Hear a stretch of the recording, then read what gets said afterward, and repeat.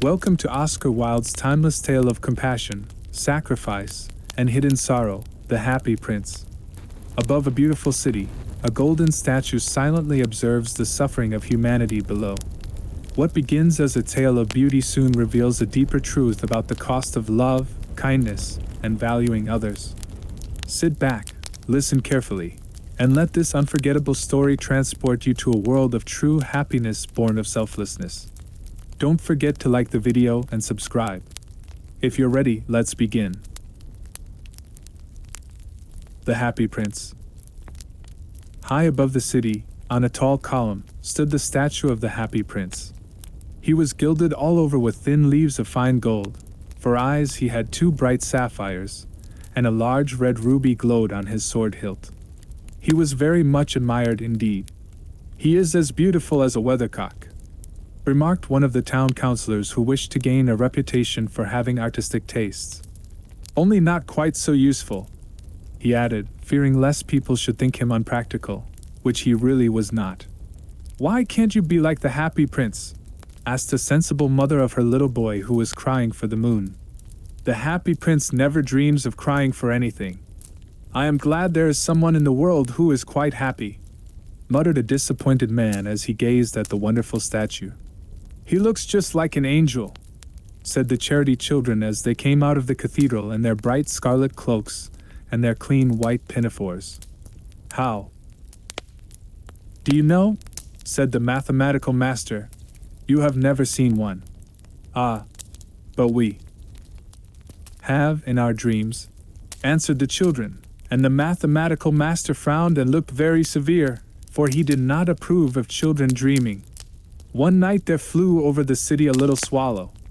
His friends had gone away to Egypt 6 weeks before, but he had stayed behind, for he was in love with the most beautiful reed. He had met her early in the spring as he was flying down the river after a big yellow moth, and had been so attracted by her slender waist that he had stopped to talk to her. "Shall I love you?" said the swallow, who liked to come to the point at once, and the reed made him a low bow. So he flew round and round her, touching the water with his wings, and making silver ripples. This was his courtship, and it lasted all through the summer. "It is a ridiculous attachment," twittered the other swallows. "She has no money, and far too many relations." And indeed the river was quite full of reeds. Then, when the autumn came, they all flew away. After they had gone he felt lonely, and began to tire of his lady-love. "She has no conversation," he said, "and I am afraid that she is a coquette, for she is always flirting with the wind." And certainly, whenever the wind blew, the reed made the most graceful curtsies. "I admit that she is domestic," he continued, "but I love traveling, and my wife, consequently, should love traveling also. Will you come away with me?" he said finally to her. But the reed shook her head, she was so attached to her home. "You have been trifling with me," he cried. "I am off to the pyramids. Goodbye," and he flew away. All day long he flew, and at night time he arrived at the city. "Where shall I put up?" he said. "I hope the town has made preparations." Then he saw the statue on the tall column. "I will put up there," he cried. "It is a fine position, with plenty of fresh air." So he alighted just between the feet of the Happy Prince. "I have a golden bedroom," he said softly to himself as he looked round, and he prepared to go to sleep. But just as he was putting his head under his wing a large drop of water fell on him. "What a curious thing!" he cried. "There is not a single cloud in the sky, the stars are quite clear and bright, and yet it is raining. The climate in the north of Europe is really dreadful." The reed used to like the rain, but that was merely her selfishness. Then another drop fell. "What is the use of a statue if it cannot keep the rain off?" he said. "I must look for a good chimney pot." And he determined to fly away. But before he had opened his wings, a third drop fell, and he looked up and saw, what did he see? The eyes of the Happy Prince were filled with tears, and tears were running down his golden cheeks. His face was so beautiful in the moonlight that the little swallow was filled with pity. "Who are you?" he said. "I am the happy prince." "Why are you weeping then?" asked the swallow. "You have quite drenched me." "When I was alive and had a human heart," answered the statue, "I did not know what tears were, for I lived in the palace of Sanssouci, where sorrow is not allowed to enter. In the daytime I played with my companions in the garden, and in the evening I led the dance in the great hall. Round the garden ran a very lofty wall, but I never cared to ask what lay beyond it. Everything about me was so beautiful. My courtiers called me the happy prince, and happy indeed I was, if pleasure be happiness. So I lived, and so I died. And now that I am dead they have set me up here so high that I can see all the ugliness and all the misery of my city, and though my heart is made of lead yet I cannot choose but weep." "What? Is he not solid gold?" said the swallow to himself. He was too polite to make any personal remarks out loud. "Far away," continued the statue in a low musical voice, "far away in a little street there is a poor house. One of the windows is open, and through it I can see a woman seated at a table. Her face is thin and worn, and she has coarse, red hands, all pricked by the needle, for she is a seamstress. She is embroidering passion flowers on a satin gown for the loveliest of the queen's maids of honor to wear at the next court ball. In a bed in the corner of the room her little boy is lying ill. He has a fever, and is asking for oranges. His mother has nothing to give him but river water, so he is crying. Swallow, swallow, little swallow, will you not bring her the ruby out of my sword hilt? My feet are fastened to this pedestal, and I cannot move. I am waited for in Egypt," said the swallow. "My friends are flying up and down the Nile, and talking to the large lotus flowers. Soon they will go to sleep in the tomb of the great king. The king is there himself in his painted coffin. He is wrapped in yellow linen, and embalmed with spices. Round his neck is a chain of pale green jade, and his hands are like withered leaves." "Swallow, swallow, little swallow," said the prince, "will you not stay with me for one night, and be my messenger? The boy is so thirsty, and the mother so sad." "I don't think I like boys," answered the swallow. "Last summer, when I was staying on the river, there were 2 rude boys, the miller's sons, who were always throwing stones at me. They never hit me, of course. We swallows fly far too well for that, and besides, I come of a family famous for its agility, but still, it was a mark of disrespect." But the happy prince looked so sad that the little swallow was sorry. "It is very cold here," he said, "but I will stay with you for one night, and be your messenger." "Thank you, little swallow," said the prince. So the swallow picked out the great ruby from the prince's sword, and flew away with it in his beak over the roofs of the town. He passed by the cathedral tower, where the white marble angels were sculptured. He passed by the palace and heard the sound of dancing. A beautiful girl came out on the balcony with her lover. "How wonderful the stars are," he said to her, "and how wonderful is the power of love! I hope my dress will be ready in time for the state ball." She answered, "I have ordered passion flowers to be embroidered on it, but the seamstresses are so lazy." He passed over the river, and saw the lanterns hanging to the masts of the ships. He passed over the ghetto, and saw the old Jews bargaining with each other, and weighing out money in copper scales.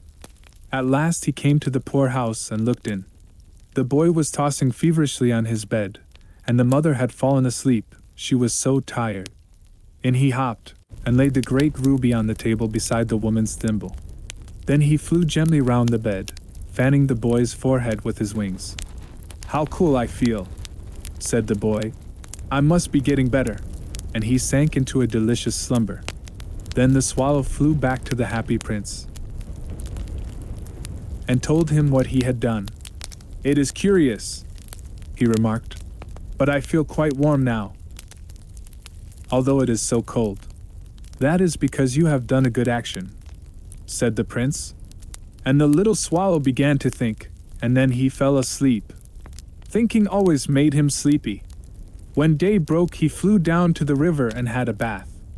"What a remarkable phenomenon," said the professor of ornithology as he was passing over the bridge. "A swallow in winter." And he wrote a long letter about it to the local newspaper. Everyone quoted it. It was full of so many words that they could not understand. "Tonight I go to Egypt," said the swallow, and he was in high spirits at the prospect. He visited all the public monuments, and sat a long time on top of the church steeple. Wherever he went, the sparrows chirped, and said to each other, "What a distinguished stranger." So he enjoyed himself very much. When the moon rose, he flew back to the happy prince. "Have you any commissions for Egypt?" he cried. "I am just starting." "Swallow, swallow." "Little swallow," said the prince, "will you not stay with me one night longer?" "I am waited for in Egypt," answered the swallow. "Tomorrow my friends will fly up to the second cataract. The river horse couches there among the bulrushes, and on a great granite throne sits the god Memnon. All night long he watches the stars, and when the morning star shines he utters one cry of joy, and then he is silent. At noon the yellow lions come down to the water's edge to drink. They have eyes like green beryls, and their roar is louder than the roar of the cataract." "Swallow, swallow, little swallow," said the prince. "Far away across the city I see a young man in a garret. He is leaning over a desk covered with papers, and in a tumbler by his side there is a bunch of withered violets. His hair is brown and crisp, and his lips are red as a pomegranate, and he has large and dreamy eyes. He is trying to finish a play for the director of the theater, but he is too cold to write any more. There is no fire in the grate, and hunger has made him faint. I will wait with you one night longer," said the swallow, who really had a good heart. "Shall I take him another ruby?" "Alas, I have no ruby now," said the prince. "My eyes are all that I have left. They are made of rare sapphires, which were brought out of India 1,000 years ago. Pluck out one of them and take it to him. He will sell it to the jeweler, and buy food and firewood, and finish his play." "Dear prince," said the swallow, "I cannot do that." And he began to weep. "Swallow, swallow, little swallow," said the prince, "do as I command you." So the swallow plucked out the prince's eye, and flew away to the student's garret. It was easy enough to get in, as there was a hole in the roof. Through this he darted, and came into the room. The young man had his head buried in his hands, so he did not hear the flutter of the bird's wings, and when he looked up he found the beautiful sapphire lying on the withered violets. "I am beginning to be appreciated," he cried. "This is from some great admirer. Now I can finish my play." And he looked quite happy. The next day the swallow flew down to the harbor. He sat on the mast of a large vessel and watched the sailors hauling big chests out of the hold with ropes. "Heave ahoy!" they shouted as each chest came up. "I am going to Egypt," cried the swallow, but nobody minded, and when the moon rose he flew back to the happy prince. "I am come to bid you goodbye," he cried. "Swallow, swallow, little swallow," said the prince, "will you not stay with me one night longer?" "It is winter," answered the swallow, "and the chill snow will soon be here. In Egypt the sun is warm on the green palm trees, and the crocodiles lie in the mud and look lazily about them. My companions are building a nest in the temple of Baalbek, and the pink and white doves are watching them, and cooing to each other. Dear prince, I must leave you, but I will never forget you, and next spring I will bring you back 2 beautiful jewels in place of those you have given away. The ruby shall be redder than a red rose, and the sapphire shall be as blue as the great sea. In the square below," said the happy prince, "there stands a little match girl. She has let her matches fall in the gutter, and they are all spoiled. Her father will beat her if she does not bring home some money, and she is crying. She has no shoes or stockings, and her little head is bare. Pluck out my other eye, and give it to her, and her father will not beat her. I will stay with you one night longer," said the swallow, "but I cannot pluck out your eye. You would be quite blind then." "Swallow, swallow, little swallow," said the prince, "do as I command you." So he plucked out the prince's other eye, and darted down with it. He swooped past the match girl, and slipped the jewel into the palm of her hand. "What a lovely bit of glass!" cried the little girl, and she ran home, laughing. Then the swallow came back to the prince. "You are blind now," he said, "so I will stay with you always." "No, little swallow," said the poor prince. "You must go away to Egypt." "I will stay with you always," said the swallow, and he slept at the prince's feet. All the next day he sat on the prince's shoulder, and told him stories of what he had seen in strange lands. He told him of the red ibises, who stand in long rows on the banks of the Nile, and catch goldfish in their beaks, of the Sphinx, who is as old as the world itself, and lives in the desert, and knows everything, of the merchants, who walk slowly by the side of their camels, and carry amber beads in their hands, of the king of the mountains of the moon, who is as black as ebony, and worships a large crystal, of the great green snake that sleeps in a palm tree, and has 20 priests to feed it with honey cakes, and of the pygmies who sail over a big lake on large flat leaves, and are always at war with the butterflies. "Dear little swallow," said the prince, "you tell me of marvelous things, but more marvelous than anything is the suffering of men and of women. There is no mystery so great as misery.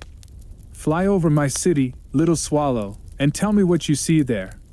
So the swallow flew over the great city, and saw the rich making merry in their beautiful houses, while the beggars were sitting at the gates. He flew into dark lanes, and saw the white faces of starving children looking out listlessly at the black streets. Under the archway of a bridge 2 little boys were lying in one another's arms to try and keep themselves warm. "How hungry we are," they said.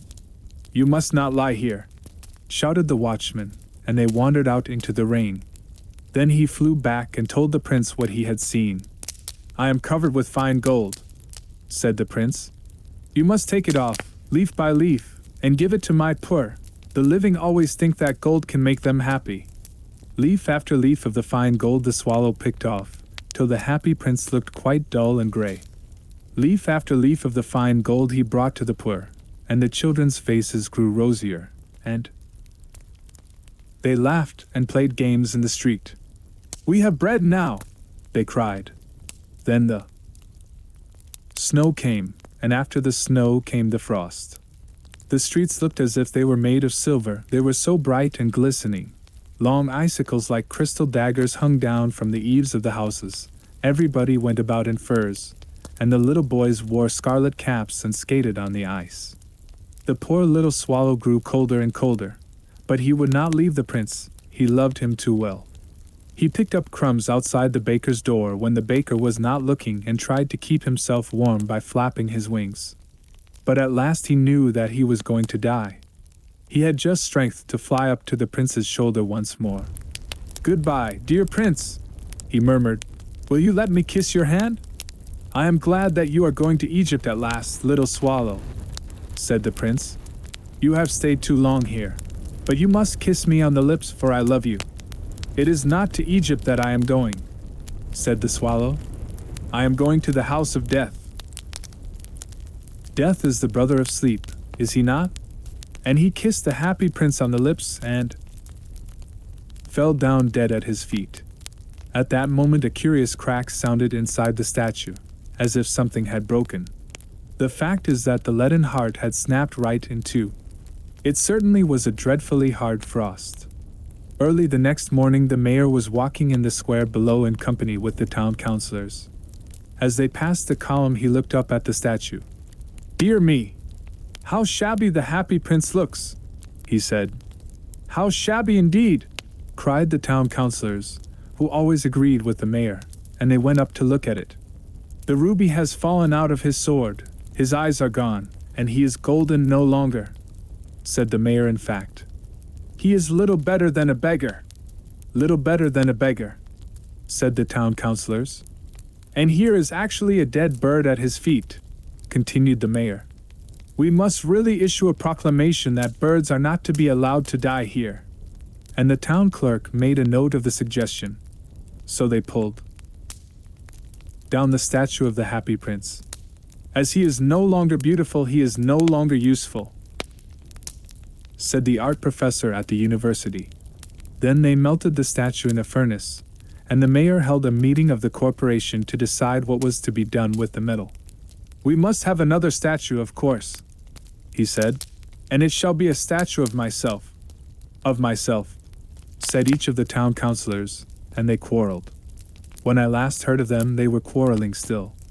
"What a strange thing," said the overseer of the workmen at the foundry. "This broken lead heart will not melt in the furnace. We must throw it away."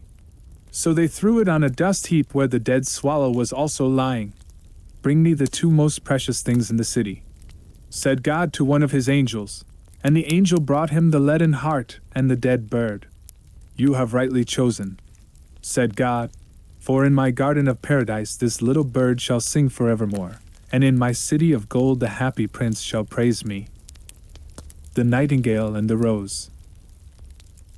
"She said that she would dance with me if I brought her red roses," cried the young student. "But in all my garden there is no red rose." From her nest in the home oak tree the nightingale heard him, and she looked out through the leaves, and wondered. "No red rose in all my garden," he cried, and his beautiful eyes filled with tears. "Ah, on what little things does happiness depend? I have read all that the wise men have written, and all the secrets of philosophy are mine, yet for want of a red rose is my life made wretched. Here at last is a true lover," said the nightingale. "Night after night have I sung of him, though I knew him not. Night after night have I told his story to the stars, and now I see him. His hair is dark as the hyacinth blossom, and his lips are red as the rose of his desire. But passion has made his face like pale ivory, and sorrow has set her seal upon his brow." "The prince gives a ball tomorrow night," murmured the young student, "and my love will be of the company. If I bring her a red rose she will dance with me till dawn. If I bring her a red rose, I shall hold her in my arms, and she will lean her head upon my shoulder, and her hand will be clasped in mine. But there is no red rose in my garden, so I shall sit lonely, and she will pass me by. She will have no heed of me, and my heart will break. Here indeed is the true lover," said the nightingale. "What I sing of, he suffers. What is joy to me, to him is pain. Surely love is a wonderful thing. It is more precious than emeralds, and dearer than fine opals. Pearls and pomegranates cannot buy it, nor is it set forth in the marketplace. It may not be purchased of the merchants, nor can it be weighed out in the balance for gold. The musicians will sit in their gallery," said the young student, "and play upon their stringed instruments, and my love will dance to the sound of the harp and the violin. She will dance so lightly that her feet will not touch the floor, and the courtiers in their gay dresses will throng round her. But with me she will not dance, for I have no red rose to give her." And he flung himself down on the grass, and buried his face in his hands and wept. "Why is he weeping?" asked a little green lizard, as he ran past him with his tail in the air. "Why, indeed?" said a butterfly, who was fluttering about after a sunbeam. "Why, indeed?" whispered a daisy to his neighbor, in a soft, low voice. "He is weeping for a red rose," said the nightingale. "For a red rose?" they cried. "How very ridiculous!" And the little lizard, who was something of a cynic, laughed outright. But the nightingale understood the secret of the student's sorrow, and she sat silent in the oak tree, and thought about the mystery of love. Suddenly she spread her brown wings for flight, and soared into the air. She passed through the grove like a shadow, and like a shadow she sailed across the garden. In the center of the grass plot was standing a beautiful rose tree, and when she saw it she flew over to it, and lit upon a spray. "Give me a red rose," she cried, "and I will sing you my sweetest song." But the tree shook its head. "My roses are white," it answered. as white as the foam of the sea, and whiter than the snow upon the mountain. But go to my brother who grows round the old sundial, and perhaps he will give you what you want." So the nightingale flew over to the rose tree that was growing round the old sundial. "Give me a red rose," she cried, "and I will sing you my sweetest song." But the tree shook its head. "My roses are yellow," it answered, "as yellow as the hair of the mermaiden who sits upon an amber throne, and yellower than the daffodil that blooms in the meadow before the mower comes with his scythe. But go to my brother who grows beneath the student's window, and perhaps he will give you what you want." So the nightingale flew over to the rose tree that was growing beneath the student's window. "Give me a red rose," she cried, "and I will sing you my sweetest song." But the tree shook its head. "My roses are red," it answered, "as red as the feet of the dove, and redder than the great fans of coral that wave and wave in the ocean cavern. But the winter has chilled my veins, and the frost has nipped my buds, and the storm has broken my branches, and I shall have no roses at all this year. One red rose is all I want," cried the nightingale. "Only one red rose. Is there no way by which I can get it?" "There is a way," answered the tree, "but it is so terrible that I dare not tell it to you." "Tell it to me," said the nightingale. "I am not afraid." "If you want a red rose," said the tree, "you must build it out of music by moonlight, and stain it with your own heart's blood. You must sing to me with your breast against the thorn. All night long you must sing to me, and the thorn must pierce your heart, and your lifeblood must flow into my veins, and become mine. Death is a great price to pay for a red rose," cried the nightingale, "and life is very dear to all. It is pleasant to sit in the green wood, and to watch the sun in his chariot of gold, and the moon in her chariot of pearl. Sweet is the scent of the hawthorn, and sweet are the bluebells that hide in the valley, and the heather that blows on the hill. Yet love is better than life, and what is the heart of a bird compared to the heart of a man?" So she spread her brown wings for flight, and soared into the air. She swept over the garden like a shadow, and like a shadow she sailed through the grove. The young student was still lying on the grass, where she had left him, and the tears were not yet dry in his beautiful eyes. "Be happy," cried the nightingale. "Be happy, you shall have your red rose. I will build it out of music by moonlight, and stain it with my own heart's blood. All that I ask of you in return is that you will be a true lover, for love is wiser than philosophy, though she is wise, and mightier than power, though he is mighty. Flame-colored are his wings, and colored like flame is his body. His lips are sweet as honey, and his breath is like frankincense." The student looked up from the grass, and listened, but he could not understand what the nightingale was saying to him, for he only knew the things that are written down in books. But the oak tree understood, and felt sad, for he was very fond of the little nightingale who had built her nest in his branches. "Sing me one last song," he whispered. "I shall feel very lonely when you are gone." So the nightingale sang to the oak tree, and her voice was like water bubbling from a silver jar. When she had finished her song, the student got up, and pulled a notebook and a lead pencil out of his pocket. "She has form," he said to himself, as he walked away through the grove. "That cannot be denied to her. But has she got feeling? I am afraid not. In fact, she is like most artists. She is all style, without any sincerity. She would not sacrifice herself for others. She thinks merely of music, and everybody knows that the arts are selfish. Still, it must be admitted that she has some beautiful notes in her voice. What a pity it is that they do not mean anything, or do any practical good."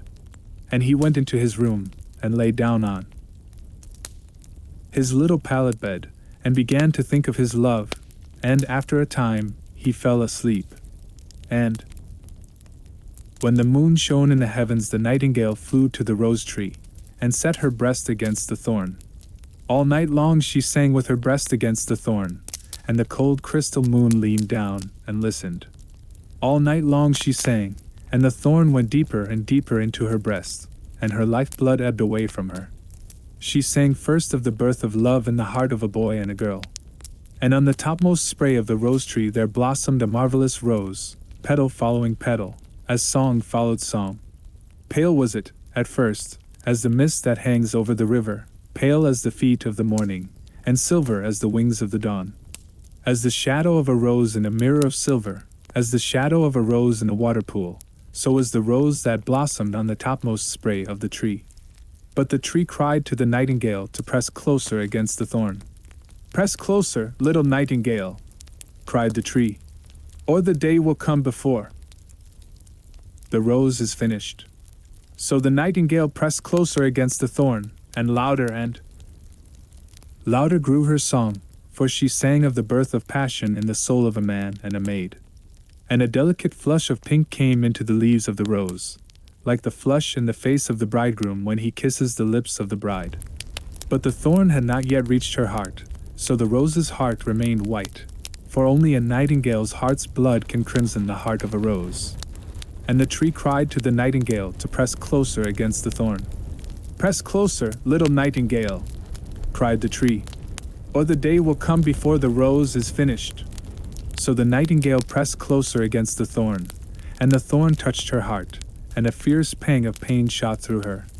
Bitter, bitter was the pain, and wilder grew her song, for she sang of the love that is perfected by death, of the love that dies not in the tomb. And the marvelous rose became crimson, like the rose of the eastern sky. Crimson was the girdle of petals, and crimson as a ruby was the heart. But the nightingale's voice grew fainter, and her little wings began to beat, and a film came over her eyes. Fainter and fainter grew her song, and she felt something choking her in her throat. Then she gave one last burst of music. The white moon heard it, and she forgot the dawn, and lingered on in the sky. The red rose heard it, and it trembled all over with ecstasy, and opened its petals to the cold morning air. Echo bore it to her purple cavern in the hills, and woke the sleeping shepherds from their dreams. It floated through the reeds of the river, and they carried its message to the sea. "Look, look!" cried the tree. "The rose is finished now." But the nightingale made no answer, for she was lying dead in the long grass, with the thorn in her heart. And at noon the student opened his window and looked out. "Why, what a wonderful piece of luck!" he cried. "Here is a red rose! I have never seen any rose like it in all my life. It is so beautiful that I am sure it has a long Latin name." And he leaned down and plucked it. Then he put on his hat, and ran up to the professor's house with the rose in his hand. The daughter of the professor was sitting in the doorway winding blue silk on a reel, and her little dog was lying at her feet. "You said that you would dance with me if I brought you a red rose," cried the student. "Here is the reddest rose in all the world. You will wear it tonight next your heart, and as we dance together it will tell you how I love you." But the girl frowned. "I am afraid it will not go with my dress," she answered. "And besides, the chamberlain's nephew has sent me some real jewels, and everybody knows that jewels cost far more than flowers." "Well, upon my word, you are very ungrateful," said the student angrily, and he threw the rose into the street, where it fell into the gutter, and a cartwheel went over it. "Ungrateful," said the girl. "I tell you what, you are very rude. And after all, who are you?" "Only a student." "Why, I don't believe you have even got silver buckles to your shoes as the chamberlain's nephew has." And she got up from her chair and went into the house. "What a silly thing love is," said the student as he walked away.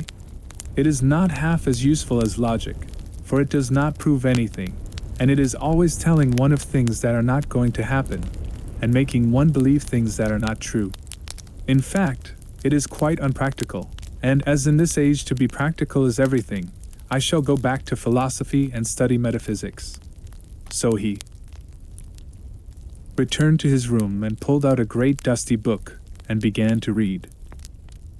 The Selfish Giant.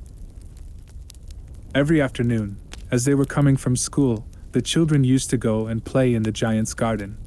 It was a large, lovely garden, with soft green grass.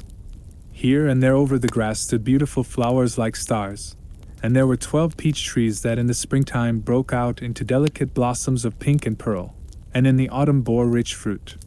The birds sat on the trees and sang so sweetly that the children used to stop their games in order to listen to them. "How happy we are here!" they cried to each other. One day the giant came back. He had been to visit his friend the Cornish ogre, and had stayed with him for 7 years. After the 7 years were over, he had said all that he had to say, for his conversation was limited, and he determined to return to his own castle. When he arrived, he saw the children playing in the garden. "What are you doing here?" he cried in a very gruff voice, and the children ran away. "My own garden is." "My own garden," said the giant. "Anyone can understand that, and I will allow nobody to play in it but myself." So he built a high wall all round it, and put up a notice board. "Trespassers will be prosecuted." He was a very selfish giant. The poor children had now nowhere to play. They tried to play on the road, but the road was very dusty and full of hard stones, and they did not like it. They used to wander round the high wall when their lessons were over, and talk about the beautiful garden inside. "How happy we were there," they said to each other. Then the spring came, and all over the country there were little blossoms and little birds. Only in the garden of the selfish giant it was still winter. The birds did not care to sing in it as there were no children, and the trees forgot to blossom. Once a beautiful flower put its head out from the grass, but when it saw the notice board it was so sorry for the children that it slipped back into the ground again, and went off to sleep. The only people who were pleased were the snow and the frost. "Spring has forgotten this garden," they cried, "so we will live here all the year round." The snow covered up the grass with her great white cloak, and the frost painted all the trees silver. Then they invited the north wind to stay with them, and he came. He was wrapped in furs, and he roared all day about the garden, and blew the chimney pots down. "This is a delightful spot," he said. "We must ask the hail on a visit." So the hail came. Every day for 3 hours he rattled on the roof of the castle till he broke most of the slates, and then he ran round and round the garden as fast as he could go. He was dressed in gray, and his breath was like ice. "I cannot understand why the spring is so late in coming," said the selfish giant, as he sat at the window and looked out at his cold white garden. "I hope there will be a change in the weather." But the spring never came, nor the summer. The autumn gave golden fruit to every garden, but to the giant's garden she gave none. "He is too selfish," she said. So it was always winter there, and the north wind, and the hail, and the frost, and the snow danced about through the trees. One morning the giant was lying awake in bed when he heard some lovely music. It sounded so sweet to his ears that he thought it must be the king's musicians passing by. It was really only a little linnet singing outside his window, but it was so long since he had heard a bird sing in his garden that it seemed to him to be the most beautiful music in the world. Then the hail stopped dancing over his head, and the north wind ceased roaring, and a delicious perfume came to him through the open casement. "I believe the spring has come at last," said the giant, and he jumped out of bed and looked out. What did he see? He saw a most wonderful sight. Through a little hole in the wall the children had crept in, and they were sitting in the branches of the trees. In every tree that he could see there was a little child, and the trees were so glad to have the children back again that they had covered themselves with blossoms, and were waving their arms gently above the children's heads. The birds were flying about and twittering with delight, and the lowers were looking up through the green grass and laughing. It was a lovely scene only. In one corner it was still winter. It was the farthest corner of the garden, and in it was standing a little boy. He was so small that he could not reach up to the branches of the tree, and he was wandering all round it, crying bitterly. The poor tree was still quite covered with frost and snow, and the north wind was blowing and roaring above it.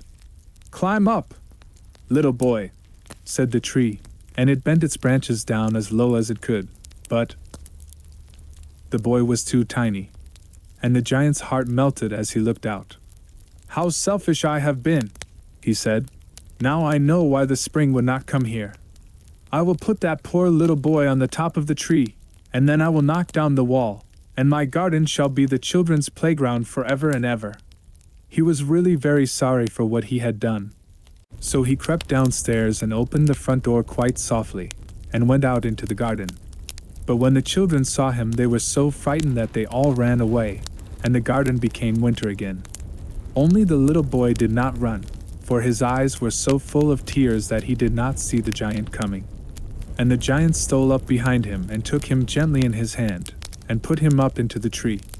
And the tree broke at once into blossom, and the birds came and sang on it, and the little boy stretched out his 2 arms and flung them round the giant's neck, and kissed him. And the other children, when they saw that the giant was not wicked any longer, came running back. And with them came the spring. "It is your garden now, little children," said the giant, and he took a great axe and knocked down the wall. And when the people were going to market at 12 o'clock, they found the giant playing with the children in the most beautiful garden they had ever seen. All day long they played, and in the evening they came to the giant to bid him goodbye. "But where is your little companion?" he said. "The boy I put into the tree." The giant loved him the best because he had kissed him. "We don't know," answered the children. "He has gone away. You must tell him to be sure and come here tomorrow," said the giant. But the children said that they did not know where he lived, and had never seen him before, and the giant felt very sad. Every afternoon, when school was over, the children came and played with the giant. But the little boy whom the giant loved was never seen again. The giant was very kind to all the children, yet he longed for his first little friend, and often spoke of him. "How I would like to see him," he used to say.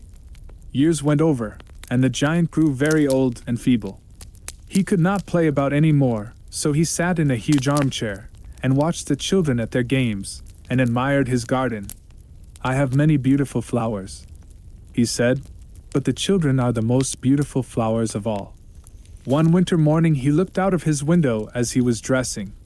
He did not hate the winter now, for he knew that it was merely the spring asleep, and that the flowers were resting. Suddenly he rubbed his eyes in wonder, and looked and looked. It certainly was a marvelous sight. In the farthest corner of the garden was a tree quite covered with lovely white blossoms. Its branches were all golden, and silver fruit hung down from them, and underneath it stood the little boy he had loved. Downstairs ran the giant in great joy, and out into the garden. He hastened across the grass, and came near to the child. And when he came quite close, his face grew red with anger, and he said, "Who hath dared to wound thee?" For on the palms of the child's hands were the prints of 2 nails, and the prints of 2 nails were on the little feet. "Who hath dared to wound thee?" cried the giant. "Tell me, that I may take my big sword and slay him." "Nay," answered the child, "but these are the wounds of love." "Who art thou?" said the giant, and a strange awe fell on him, and he knelt before the little child. And the child smiled on the giant, and said to him, "You let me play once in your garden. Today you shall come with me to my garden, which is paradise." And when the children ran in that afternoon, they found the giant lying dead under the tree, all covered with white blossoms. The devoted friend. One morning the old water rat put his head out of his hole. He had bright beady eyes and stiff gray whiskers, and his tail was like a long bit of black India rubber. The little ducks were swimming about in the pond, looking just like a lot of yellow canaries, and their mother, who was pure white with real red legs, was trying to teach them how to stand on their heads in the water. "You will never be in the best society unless you can stand on your heads," she kept saying to them, and every now and then she showed them how it was done. But the little ducks paid no attention to her. They were so young that they did not know what an advantage it is to be in society at all. "What disobedient children!" cried the old water rat. "They really deserve to be drowned." "Nothing of the kind," answered the duck. "Everyone must make a beginning, and parents cannot be too patient. Ah, I know nothing about the feelings of parents, said the water rat. I am not a family man. In fact, I have never been married, and I never intend to be. Love is all very well in its way, but friendship is much higher. Indeed, I know of nothing in the world that is either nobler or rarer than a devoted friendship. And what, pray, is your idea of the duties of a devoted friend? Asked a green linnet, who was sitting in a willow tree hard by, and had overheard the conversation.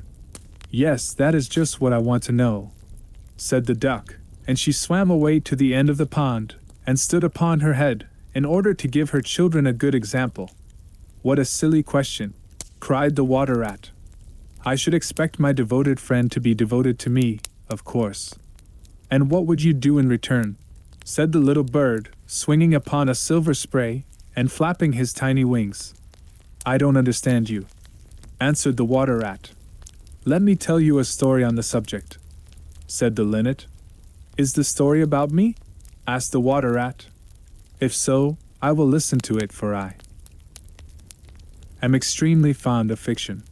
It is applicable to you, answered the linnet, and he flew down, and alighting upon the bank, he told the story of the devoted friend. Once upon a time, said the linnet, there was an honest little fellow named Hans. Was he very distinguished? Asked the water rat. No, answered the linnet. I don't think he was distinguished at all, except for his kind heart, and his funny round good-humored face. He lived in a tiny cottage all by himself, and every day he worked in his garden. In all the countryside there was no garden so lovely as his. Sweet William grew there, and gilly flowers, and shepherd's purses, and fair maids of France. There were damask roses, and yellow roses, lilac crocuses, and gold, purple violets, and white columbine and lady's mock, marjoram and wild basil, the cowslip and the flower de luce, the daffodil and the clove pink bloomed or blossomed in their proper order as the months went by, one flower taking another flower's place, so that there were always beautiful things to look at, and pleasant odors to smell. Little Hans had a great many friends, but the most devoted friend of all was Big Hugh the miller. Indeed, so devoted was the rich miller to little Hans, that he would never go by his garden without leaning over the wall and plucking a large nosegay, or a handful of sweet herbs, or filling his pockets with plums and cherries if it was the fruit season. Real friends should have everything in common, the miller used to say, and little Hans nodded and smiled, and felt very proud of having a friend with such noble ideas. Sometimes, indeed, the neighbors thought it strange that the rich miller never gave little Hans anything in return, though he had 100 sacks of flour stored away in his mill, and 6 milch cows, and a large flock of woolly sheep. But Hans never troubled his head about these things, and nothing gave him greater pleasure than to listen to all the wonderful things the miller used to say about the unselfishness of true friendship. So little Hans worked away in his garden. During the spring, the summer, and the autumn he was very happy, but when the winter came, and he had no fruit or flowers to bring to the market, he suffered a good deal from cold and hunger, and often had to go to bed without any supper but a few dried pears or some hard nuts. In the winter, also, he was extremely lonely, as the miller never came to see him then. There is no good in my going to see little Hans as long as the snow lasts, the miller used to say to his wife, for when people are in trouble they should be left alone, and not be bothered by visitors. That at least is my idea about friendship, and I am sure I am right. So I shall wait till the spring comes, and then I shall pay him a visit, and he will be able to give me a large basket of primroses, and that will make him so happy. You are certainly very thoughtful about others, answered the wife, as she sat in her comfortable armchair by the big pinewood fire, very thoughtful indeed. It is quite a treat to hear you talk about friendship. I am sure the clergyman himself could not say such beautiful things as you do, though he does live in a 3-storied house, and wear a gold ring on his little finger. But could we not ask little Hans up here? Said the miller's youngest son. If poor Hans is in trouble I will give him half my porridge. and show him my white rabbits." "What a silly boy you are," cried the miller. "I really don't know what is the use of sending you to school. You seem not to learn anything. Why, if little Hans came up here, and saw our warm fire, and our good supper, and our great cask of red wine, he might get envious, and envy is a most terrible thing, and would spoil anybody's nature. I certainly will not allow Hans' nature to be spoiled. I am his best friend, and I will always watch over him, and see that he is not led into any temptations. Besides, if Hans came here, he might ask me to let him have some flour on credit, and that I could not do. Flour is one thing, and friendship is another, and they should not be confused. Why, the words are spelled differently, and mean quite different things. Everybody can see that." "How well you talk," said the miller's wife, pouring herself out a large glass of warm ale. "Really, I feel quite drowsy. It is just like being in church." "Lots of people act well," answered the miller, "but very few people talk well, which shows that talking is much the more difficult thing of the two, and much the finer thing also," and he looked sternly across the table at his little son, who felt so ashamed of himself that he hung his head down, and grew quite scarlet, and began to cry into his tea. However, he was so young that you must excuse him. "Is that the end of the story?" asked the water rat. "Certainly not," answered the linnet. "That is the beginning." "Then you are quite behind the age," said the water rat. "Every good storyteller nowadays starts with the end, and then goes on to the beginning, and concludes with the middle. That is the new method. I heard all about it the other day from a critic who was walking round the pond with a young man. He spoke of the matter at great length, and I am sure he must have been right, for he had blue spectacles and a bald head, and whenever the young man made any remark, he always answered pooh. But pray go on with your story. I like the miller immensely. I have all kinds of beautiful sentiments myself, so there is a great sympathy between us." "Well," said the linnet, hopping now on one leg and now on the other, "as soon as the winter was over, and the primroses began to open their pale yellow stars, the miller said to his wife that he would go down and see little Hans. "Why, what a good heart you have!" cried his wife. "You are always thinking of others. And mind you take the big basket with you for the flowers." So the miller tied the sails of the windmill together with a strong iron chain, and went down the hill with the basket on his arm. "Good morning, little Hans," said the miller. "Good morning," said Hans, leaning on his spade, and smiling from ear to ear. "And how have you been all the winter?" said the miller. "Well, really," cried Hans, "it is very good of you to ask, very good indeed. I am afraid I had rather a hard time of it, but now the spring has come, and I am quite happy, and all my flowers are doing well." "We often talked of you during the winter," Hans, said the miller, and wondered how you were getting on. "That was kind of you," said Hans. "I was half afraid you had forgotten me." "Hans, I am surprised at you," said the miller. "Friendship never forgets. That is the wonderful thing about it, but I am afraid you don't understand the poetry of life. How lovely your primroses are looking, by the by." "They are certainly very lovely," said Hans, "and it is a most lucky thing for me that I have so many. I am going to bring them into the market and sell them to the burgomaster's daughter, and buy back my wheelbarrow with the money." "Buy back your wheelbarrow? You don't mean to say you have sold it? What a very stupid thing to do." "Well, the fact is," said Hans, "that I was obliged to. You see, the winter was a very bad time for me, and I really had no money at all to buy bread with. So I first sold the silver buttons off my Sunday coat, and then I sold my silver chain, and then I sold my big pipe, and at last I sold my wheelbarrow. But I am going to buy them all back again now." "Hans," said the miller, "I will give you my wheelbarrow. It is not in very good repair. Indeed, one side is gone, and there is something wrong with the wheel spokes. But in spite of that I will give it to you. I know it is very generous of me, and a great many people would think me extremely foolish for parting with it, but I am not like the rest of the world. I think that generosity is the essence of friendship, and besides, I have got a new wheelbarrow for myself. Yes, you may set your mind at ease, I will give you my wheelbarrow. Well, really, that is generous of you, said little Hans, and his funny round face glowed all over with pleasure. I can easily put it in repair, as I have a plank of wood in the house. A plank of wood, said the miller. Why, that is just what I want for the roof of my barn. There is a very large hole in it, and the corn will all get damp if I don't stop it up. How lucky you mentioned it. It is quite remarkable how one good action always breeds another. I have given you my wheelbarrow, and now you are going to give me your plank. Of course, the wheelbarrow is worth far more than the plank, but true, friendship never notices things like that. Pray get it at once, and I will set to work at my barn this very day. Certainly, cried little Hans, and he ran into the shed and dragged the plank out. It is not a very big plank, said the miller, looking at it, and I am afraid that after I have mended my barn roof there won't be any left for you to mend the wheelbarrow with. But of course, that is not my fault.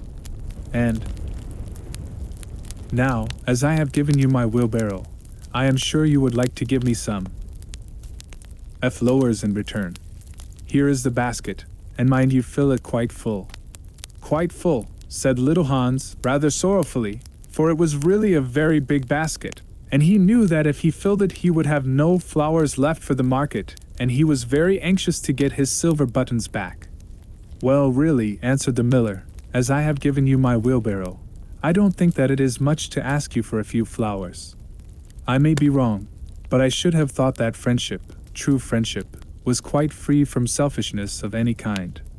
My dear friend, my best friend, cried little Hans, you are welcome to all the flowers in my garden. I would much sooner have your good opinion than my silver buttons any day. And he ran and plucked all his pretty primroses, and filled the miller's basket. Goodbye, little Hans, said the miller, as he went up the hill with the plank on his shoulder, and the big basket in his hand. Goodbye, said little Hans, and he began to dig away quite merrily. He was so pleased about the wheelbarrow. The next day he was nailing up some honeysuckle against the porch, when he heard the miller's voice calling to him from the road. So he jumped off the ladder, and ran down the garden, and looked over the wall. There was the miller with a large sack of flour on his back. Dear little Hans, said the miller, would you mind carrying this sack of flour for me to market? Oh, I am so sorry, said Hans, but I am really very busy today. I have got all my creepers to nail up, and all my flowers to water, and all my grass to roll. Well, really, said the miller, I think that, considering that I am going to give you my wheelbarrow, it is rather unfriendly of you to refuse. Oh, don't say that, cried little Hans, I wouldn't be unfriendly for the whole world.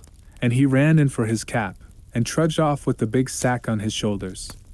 It was a very hot day, and the road was terribly dusty, and before Hans had reached the 6th milestone he was so tired that he had to sit down and rest.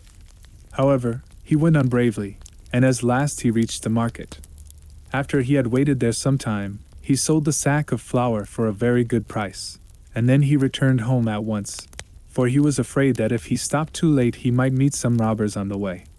It has certainly been a hard day, said little Hans to himself as he was going to bed, but I am glad I did not refuse the miller, for he is my best friend, and besides, he is going to give me his wheelbarrow. Early the next morning the miller came down to get the money for his sack of flour, but little Hans was so tired that he was still in bed. Upon my word, said the miller, you are very lazy. Really, considering that I am going to give you my wheelbarrow, I think you might work harder. Idleness is a great sin, and I certainly don't like any of my friends to be idle or sluggish. You must not mind my speaking quite plainly to you. Of course I should not dream of doing so if I were not your friend. But what is the good of friendship if one cannot say exactly what one means? Anybody can say charming things and try to please and to flatter, but a true friend always says unpleasant things, and does not mind giving pain. Indeed, if he is a really true friend he prefers it, for he knows that then he is doing good. I am very sorry, said little Hans, rubbing his eyes and pulling off his nightcap, but I was so tired that I thought I would lie in bed for a little time and listen to the birds singing. Do you know that I always work better after hearing the birds sing? Well, I am glad of that, said the miller, clapping little Hans on the back. For I want you to come up to the mill as soon as you are dressed, and mend my barn roof for me. Poor little Hans was very anxious to go and work in his garden, for his flowers had not been watered for 2 days, but he did not like to refuse the miller, as he was such a good friend to him. Do you think it would be unfriendly of me if I said I was busy? He inquired in a shy and timid voice. Well, really, answered the miller, I do not think it is much to ask of you, considering that I am going to give you my wheelbarrow. But of course, if you refuse, I will go and do it myself. Oh, on no account, cried little Hans, and he jumped out of bed and dressed himself and went up to the barn. He worked there all day long, till sunset, and at sunset the miller came to see how he was getting on. Have you mended the hole in the roof yet, little Hans? Cried the miller in a cheery voice. It is quite mended, answered little Hans, coming down the ladder. Ah, said the miller, there is no work so delightful as the work one does for others. It is certainly a great privilege to hear you talk, answered little Hans, sitting down and wiping his forehead, a very great privilege. But I am afraid I shall never have such beautiful ideas as you have. Oh, they will come to you, said the miller, but you must take more pains. At present you have only the practice of friendship. Some day you will have the theory also. Do you really think I shall? Asked little Hans. I have no doubt of it, answered the miller. But now that you have mended the roof, you had better go home and rest, for I want you to drive my sheep to the mountain tomorrow. Poor little Hans was afraid to say anything to this, and early the next morning the miller brought his sheep round to the cottage, and Hans started off with them to the mountain. It took him the whole day to get there and back, and when he returned he was so tired that he went off to sleep in his chair, and did not wake up till it was broad daylight. What a delightful time I shall have in my garden, he said, and he went to work at once. But somehow he was never able to look after his flowers at all, for his friend the miller was always coming round and sending him off on long errands, or getting him to help at the mill. Little Hans was very much distressed at times, as he was afraid his flowers would think he had forgotten them, but he consoled himself by the reflection that the miller was his best friend. Besides, he used to say, he is going to give me his wheelbarrow, and that is an act of pure generosity. So little Hans worked away for the miller, and the miller said all kinds of beautiful things about friendship, which Hans took down in a notebook, and used to read over at night, for he was a very good scholar. Now it happened that one evening little Hans was sitting by his fireside when a loud rap came at the door.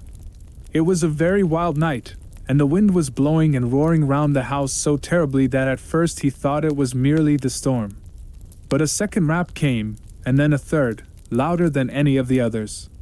It is some poor traveler, said little Hans to himself, and he ran to the door. There stood the miller with a lantern in one hand and a big stick in the other. Dear little Hans, cried the miller, I am in great trouble. My little boy has fallen off a ladder and hurt himself, and I am going for the doctor. But he lives so far away, and it is such a bad night, that it has just occurred to me that it would be much better if you went instead of me. You know I am going to give you my wheelbarrow, and so, it is only fair that you should do something for me in return. Certainly, cried little Hans, I take it quite as a compliment your coming to me, and I will start off at once. But you must lend me your lantern, as the night is so dark that I am afraid I might fall into the ditch. I am very sorry, answered the miller, but it is my new lantern, and it would be a great loss to me if anything happened to it. Well, never mind, I will do without it, cried little Hans, and he took down his great fur coat, and his warm scarlet cap, and tied a muffler round his throat, and started off. What a dreadful storm it was! The night was so black that little Hans could hardly see, and the wind was so strong that he could scarcely stand. However, he was very courageous, and after he had been walking about 3 hours, he arrived at the doctor's house, and knocked at the door. Who is there? Cried the doctor. putting his head out of his bedroom window. "Little Hans, doctor. What do you want?" "Little Hans? The miller's son has fallen from a ladder and has hurt himself, and the miller wants you to come at once." "All right," said the doctor, and he ordered his horse, and his big boots, and his lantern, and came downstairs, and rode off in the direction of the miller's house, little Hans trudging behind him. But the storm grew worse and worse, and the rain fell in torrents, and little Hans could not see where he was going, or keep up with the horse. At last he lost his way, and wandered off on the moor, which was a very dangerous place, as it was full of deep holes, and there poor little Hans was drowned. His body was found the next day by some goatherds, floating in a great pool of water, and was brought back by them to the cottage. Everybody went to little Hans' funeral, as he was so popular, and the miller was the chief mourner. "As I was his best friend," said the miller, "it is only fair that I should have the best place." So he walked at the head of the procession in a long black cloak, and every now and then he wiped his eyes with a big pocket handkerchief. "Little Hans is certainly a great loss to everyone," said the blacksmith, when the funeral was over, and they were all seated comfortably in the inn, drinking spiced wine and eating sweet cakes. "A great loss to me at any rate," answered the miller. "Why, I had as good as given him my wheelbarrow, and now I really don't know what to do with it. It is very much in my way at home, and it is in such bad repair that I could not get anything for it if I sold it. I will certainly take care not to give away anything again. One always suffers for being generous." "Well?" said the water rat, after a long pause. "Well, that is the end," said the linnet. "But what became of the miller?" asked the water rat. "Oh, I really don't know," replied the linnet, "and I am sure that I don't care." "It is quite evident then that you have no sympathy in your nature," said the water rat. "I am afraid you don't quite see the moral of the story," remarked the linnet. "The what?" screamed the water rat. "The moral. Do you mean to say that the story has a moral?" "Certainly," said the linnet. "Well, really," said the water rat, in a very angry manner, "I think you should have told me that before you began. If you had done so, I certainly would not have listened to you. In fact, I should have said pooh, like the critic. However, I can say it now." So he shouted out, "Pooh," at the top of his voice, gave a whisk with his tail, and went back into his hole. "And how do you like the water rat?" asked the duck, who came paddling up some minutes afterwards. "He has a great many good points, but for my own part one have a mother's feelings, and I can never look at a confirmed bachelor without the tears coming into my eyes. I am rather afraid that I have annoyed him," answered the linnet. "The fact is, that I told him a story with a moral." "Ah, that is always a very dangerous thing to do," said the duck, "and I quite agree with her." The remarkable rocket. The king's son was going to be married, so there were general rejoicings. He had waited a whole year for his bride, and at last she had arrived. She was a Russian princess, and had driven all the way from Finland in a sledge drawn by 6 reindeer. The sledge was shaped like a great golden swan, and between the swan's wings lay the little princess herself. Her long ermine cloak reached right down to her feet. On her head was a tiny cap of silver tissue, and she was as pale as the snow palace in which she had always lived. So pale was she that as she drove through the streets all the people wondered. "She is like a white rose," they cried, and they threw down flowers on her from the balconies.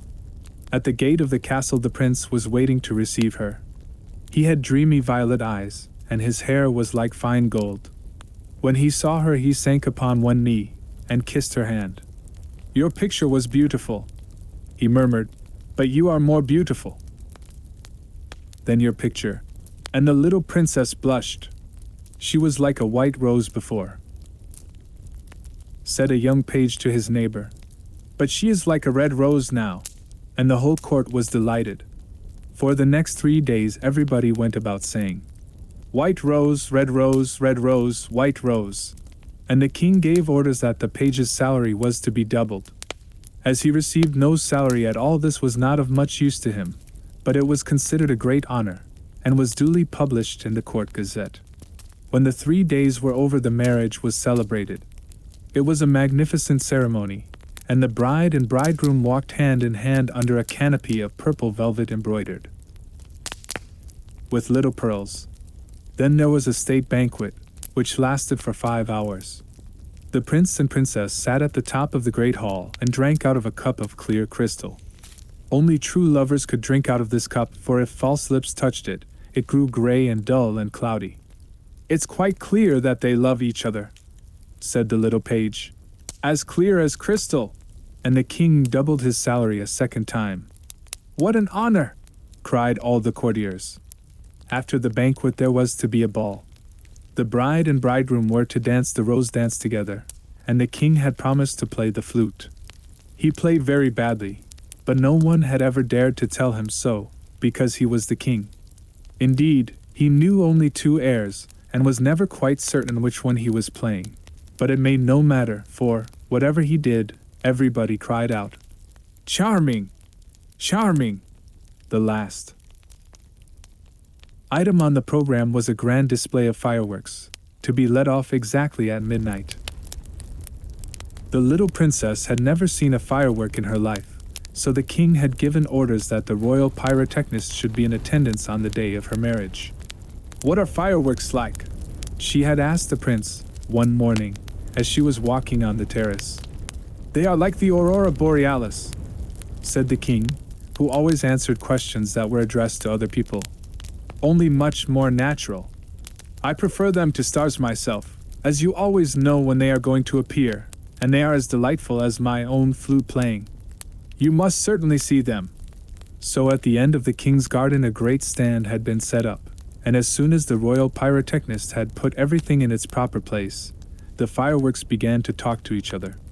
"The world is certainly very beautiful," cried a little squib. "Just look at those yellow tulips.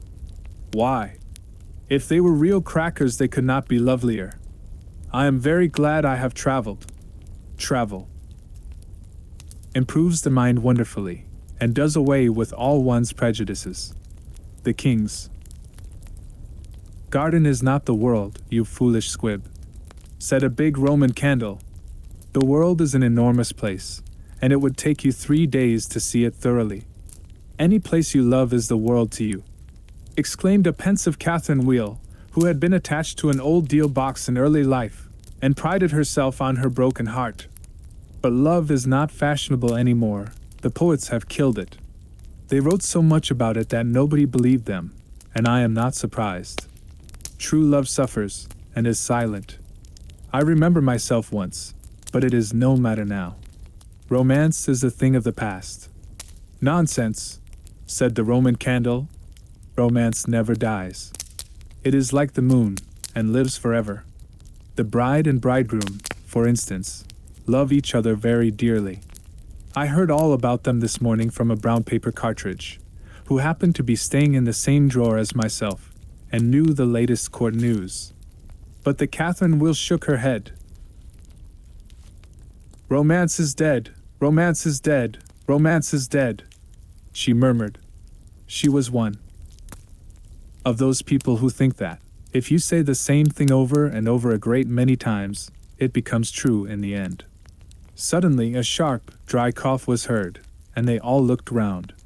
It came from a tall, supercilious-looking rocket, who was tied to the end of a long stick. He always coughed before he made any observation, so as to attract attention. Ahem! Ahem! He said, and everybody listened except the poor Catherine Wheel, who was still shaking her head, and murmuring, "Romance is dead. Order! Order!" cried out a cracker. He was something of a politician, and had always taken a prominent part in the local elections, so he knew the proper parliamentary expressions to use. "Quite dead," whispered the Catherine Wheel, and she went off to sleep. As soon as there was perfect silence, the rocket coughed a third time and began. He spoke with a very slow, distinct voice, as if he was dictating his memoirs, and always looked over the shoulder of the person to whom he was talking. In fact, he had a most distinguished manner. How fortunate it is for the king's son, he remarked, that he is to be married on the very day on which I am to be let off. Really, if it had been arranged beforehand, it could not have turned out better for him. But princes are always lucky. Dear me, said the little squib. I thought it was quite the other way, and that we were to be let off in the prince's honor. It may be so with you, he answered. Indeed, I have no doubt that it is, but with me it is different. I am a very remarkable rocket, and come of remarkable parents. My mother was the most celebrated Catherine Wheel of her day, and was renowned for her graceful dancing. When she made her great public appearance, she spun round 19 times before she went out, and each time that she did so she threw into the air 7 pink stars. She was 3 feet and a half in diameter, and made of the very best gunpowder. My father was a rocket like myself, and of French extraction. He flew so high that the people were afraid that he would never come down again. He did though, for he was of a kindly disposition, and he made a most brilliant descent in a shower of golden rain. The newspapers wrote about his performance in very flattering terms. Indeed, the Court Gazette called him a triumph of pyrotechnic art. Pyrotechnic, you mean, said a Bengal light. I know it is pyrotechnic, for I saw it written on my own canister.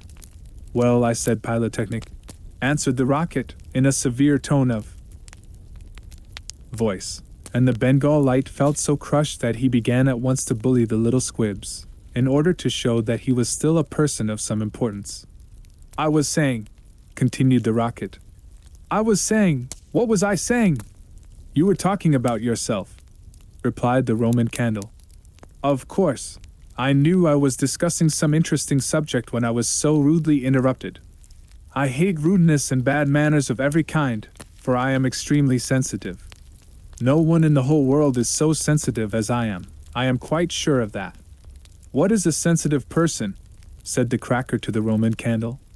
A person who, because he has corns himself, always treads on other people's toes, answered the Roman candle in a low whisper, and the cracker nearly exploded with laughter. Pray, what are you laughing at? Inquired the rocket. I am not laughing. I am laughing because I am happy, replied the cracker. That is a very selfish reason, said the rocket angrily. What right have you to be happy?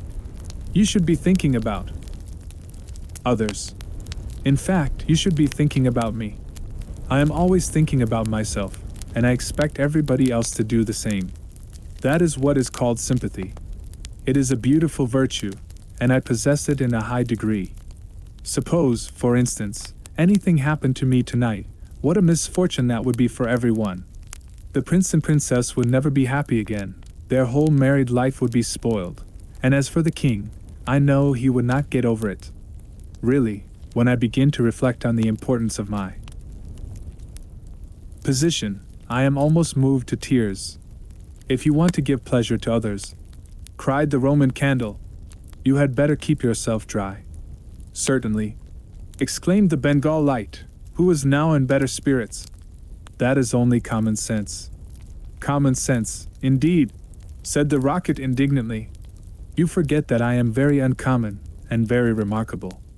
Why, anybody can have common sense, provided that they have no imagination.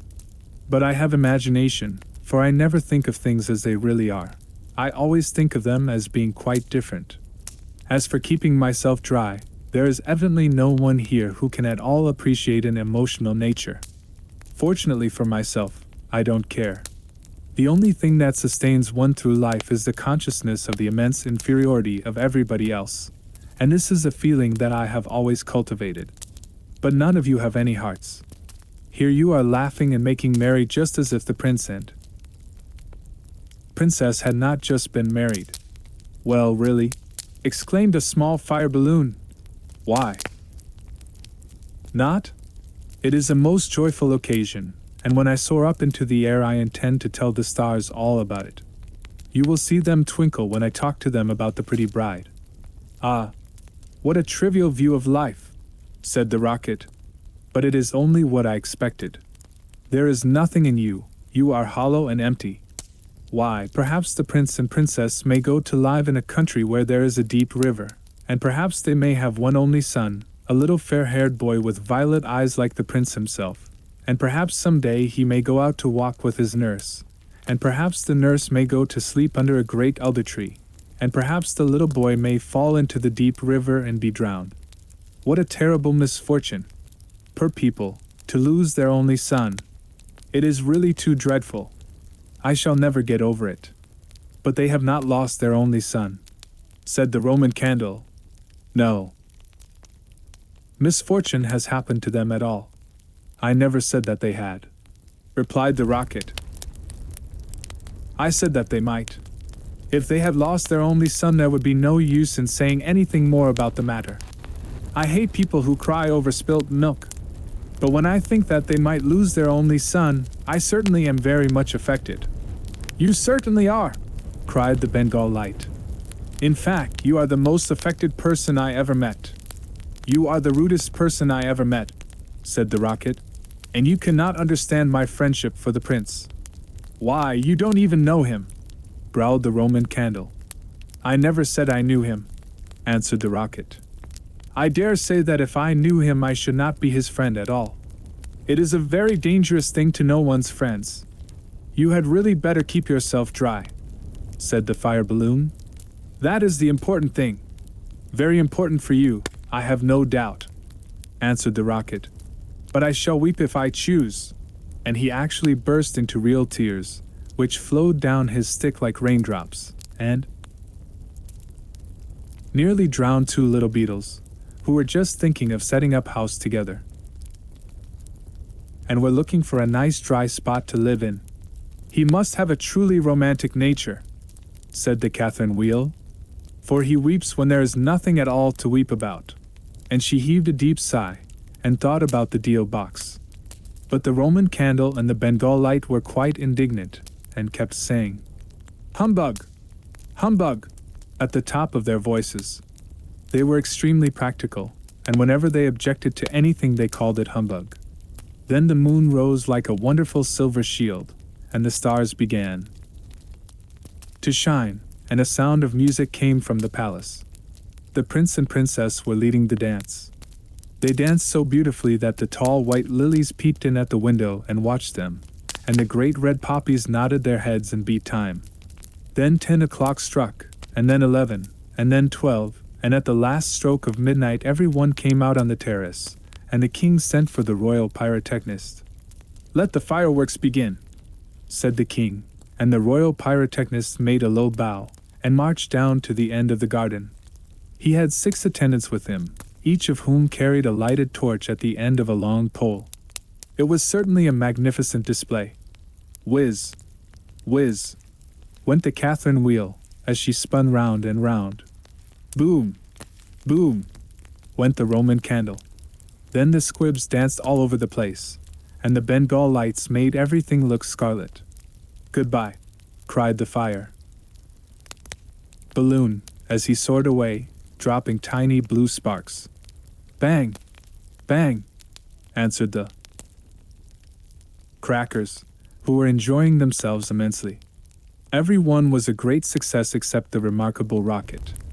He was so damp with crying that he could not go off at all. The best thing in him was the gunpowder, and that was so wet with tears that it was of no use.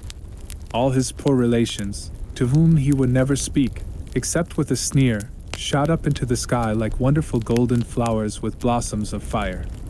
"Huzzah! Huzzah!" cried the court, and the little princess laughed with pleasure. "I suppose they are reserving me for some grand occasion," said the rocket. "No doubt that is what it means," and he looked more supercilious than ever. The next day the workmen came to put everything tidy.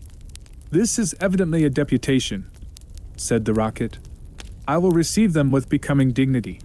So he put his nose in the air, and began to frown severely as if he were thinking about some very important subject. But they took no notice of him at all till they were just going away. Then one of them caught sight of him. "Hello!" he cried. "What?" "A bad rocket." And he threw him over the wall into the ditch. "Bad rocket? Bad rocket?" he said as he whirled through the air. Impossible. Grand Rocket, that is what the man said. Bad and grand sound very much the same, indeed they often are the same, and he fell into the mud. It is not comfortable here, he remarked, but no doubt it is some fashionable watering place, and they have sent me away to recruit my health. My nerves are certainly very much shattered, and I require rest. Then a little frog, with bright jeweled eyes, and a green mottled coat, swam up to him. A new arrival, I see, said the frog. Well, after all there is nothing like mud. Give me rainy weather and a ditch, and I am quite happy. Do you think it will be a wet afternoon? I am sure I hope so, but the sky is quite blue and cloudless. What a pity! Ahem, said the rocket, and he began to cough. What a delightful voice you have, cried the frog. Really it is quite like a croak, and croaking is of course the most musical sound in the world. You will hear our glee club this evening. We sit in the old duck pond close by the farmer's house, and as soon as the moon rises we begin. It is so entrancing that everybody lies awake to listen to us. In fact, it was only yesterday that I heard the farmer's wife say to her mother that she could not get a wink of sleep at night on account of us. It is most gratifying to find oneself so popular. Ahem, said the rocket angrily. He was very much annoyed that he could not get a word in. A delightful voice, certainly, continued the frog. I hope you will come over to the duck pond. I am off to look for my daughters. I have 6 beautiful daughters, and I am so afraid the pike may meet them. He is a perfect monster, and would have no hesitation in breakfasting off them. Well, goodbye. I have enjoyed our conversation very much, I assure you. Conversation, indeed, said the rocket. You have talked the whole time yourself. That is not conversation. Somebody must listen, answered the frog, and I like to do all the talking myself. It saves time and prevents arguments. But I like arguments, said the rocket. I hope not, said the frog complacently. Arguments are extremely vulgar, for everybody in good society holds exactly the same opinions. Goodbye a second time. I see my daughters in the distance, and the little frog swam away. You are a very irritating person, said the rocket, and very ill-bred. I hate people who talk about themselves, as you do, when one wants to talk about oneself, as I do. It is what I call selfishness, and selfishness is a most detestable thing, especially to any one of my temperament, for I am well known for my sympathetic nature. In fact, you should take example by me. You could not possibly have a better model. Now that you have the chance, you had better avail yourself of it, for I am going back to court almost immediately. I am a great favorite at court. In fact, the prince and princess were married yesterday in my honor. Of course you know nothing of these matters, for you are a provincial. There is no good talking to him, said a dragonfly, who was sitting on the top of a large brown bulrush.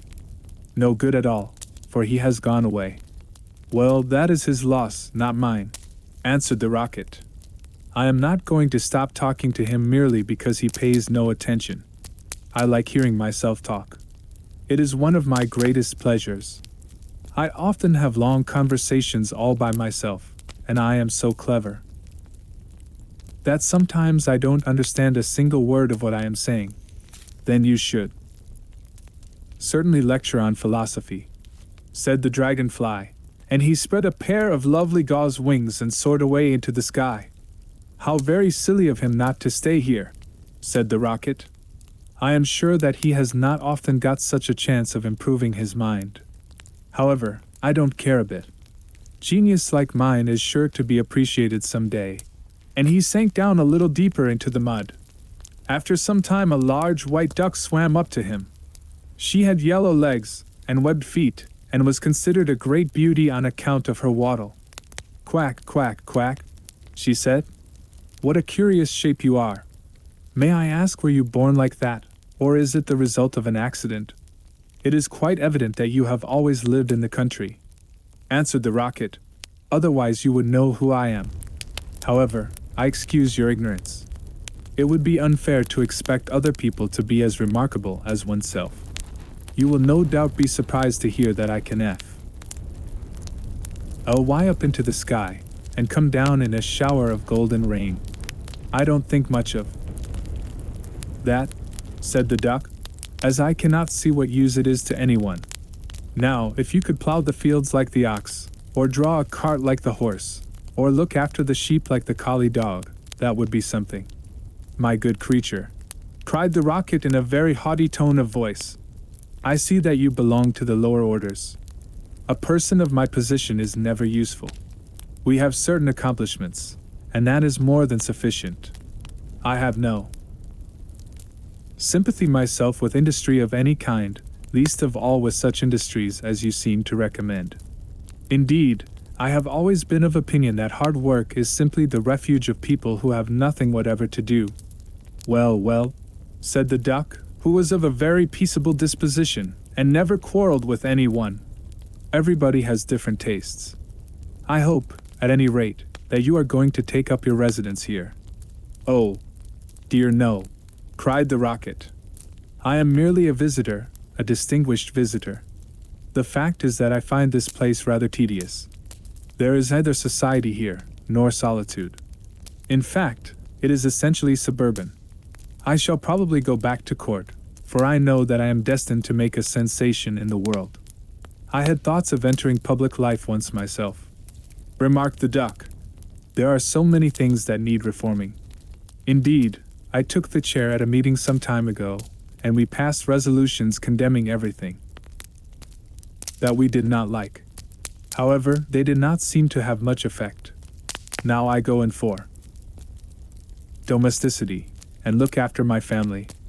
I am made for public life, said the rocket, and so are all my relations, even the humblest of them. Whenever we appear we excite great attention. I have not actually appeared myself, but when I do so it will be a magnificent sight. As for domesticity, it ages one rapidly, and distracts one's mind from higher things. Ah, the higher things of life, how fine they are, said the duck. And that reminds me how hungry I feel. And she swam away down the stream, saying, Quack, quack, quack. Come back, screamed the rocket. I have a great deal to say to you. But the duck paid no attention to him. I am glad that she has gone, he said to himself. She has a decidedly middle-class mind. And he sank a little deeper still into the mud, and began to think about the loneliness of genius, when suddenly two little boys in white smocks came running down the bank, with a kettle and some faggots. This must be the deputation, said the rocket, and he tried to look very dignified. Hello, cried one of the boys. Look at this old stick. I wonder how it came here. And he picked the rocket out of the ditch. Old stick, said the rocket. Impossible. Gold stick, that is what he said. Gold stick is very complimentary. In fact, he mistakes me for one of the court dignitaries. Let us put it into the fire, said the other boy. It will help to boil the kettle. So they piled the faggots together, and put the rocket on top, and lit the fire. This is magnificent, cried the rocket. They are going to let me off in broad daylight, so that everyone can see me. We will go to sleep now, they said, and when we wake up the kettle will be boiled. And they lay down on the grass, and shut their eyes. The rocket was very damp, so he took a long time to burn. At last, however, the fire caught him. Now I am going off, he cried, and he made himself very stiff and straight. I know I shall go much higher than the stars, much higher than the moon, much higher than the sun. In fact, I shall go so high that fizz, fizz, fizz, and he went straight up into the air. Delightful, he cried. I shall go on like this forever. What a success I am. But nobody saw him. Then he began to feel a curious tingling sensation all over him. Now I am going to explode, he cried. I shall set the whole world on fire, and make such a noise that nobody will talk about anything else for a whole year. And he certainly did explode. Bang! Bang! Bang! Went the gunpowder. There was no doubt about it. But nobody heard him, not even the two little boys, for they were sound asleep. Then all that was left of him was the stick, and this fell down on the back of a goose who was taking a walk by the side of the ditch. "Good heavens!" cried the goose. "It is going to rain sticks." And she rushed into the water. "I knew I should create a great sensation," gasped the rocket, and he went out.